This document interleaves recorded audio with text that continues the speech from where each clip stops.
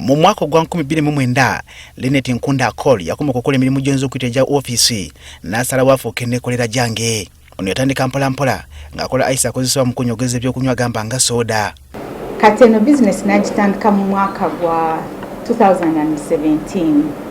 That was after I'd left my job at K2 Consult. Nali nkola with some Danish consultancy firm. So when they ceased operations in Uganda, nengamba nti this is the right time for me to start doing business.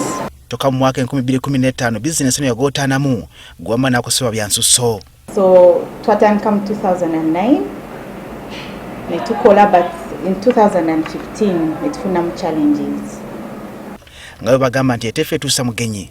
Linnet yafuna omugiso ogutwalibwa mu ggwanga lya America n'afuna okutendekebwa ku butya bwayinza okwongera omugaso mu byakola. When I was there, Professor Wafia yantaking around natulaga nangamba yo in this business of ice flakes naif nako another product in the same line.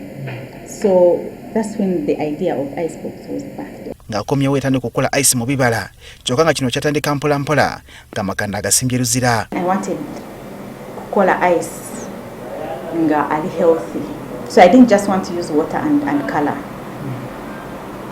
So that's when I decided to use fruits. Twankubadde yalina obumanyirivu mu byakola entandikwa teyali nyangu gyali. When I was starting, because I'd already gotten challenges from this other business, ice flakes.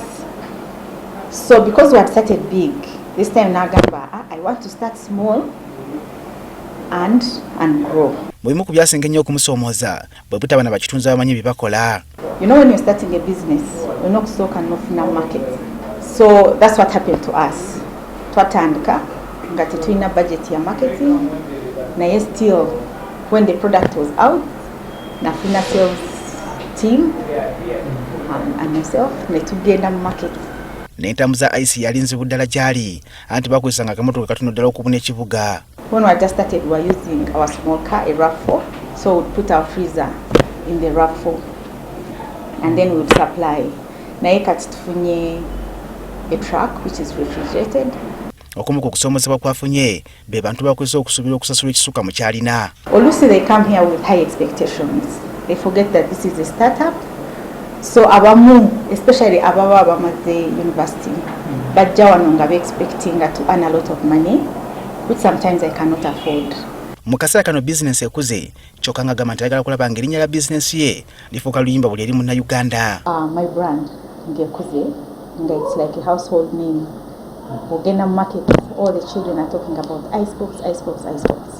So we are investing money in that. We are actually going to rebrand. Ono alina akalowoozo eri bakyala banna bati okutandika. Bw'okola ekintu ne kigaana, you don't give up. You learn from your failure. No time ekirala. Because for you to be successful, you need to. People have been successful, but answer projects in Ghana, but they didn't give up. They keep on trying, and at some point they get it right. Abaganda bagamba nti ogutateganya teguzza nvuma, kale naawe wenyigire mu mirimu egitwalibwa ng'egiteganya entuuyo ze tezijja kufa ttoge. Samuel Sebuliba, Agafa Expact TV.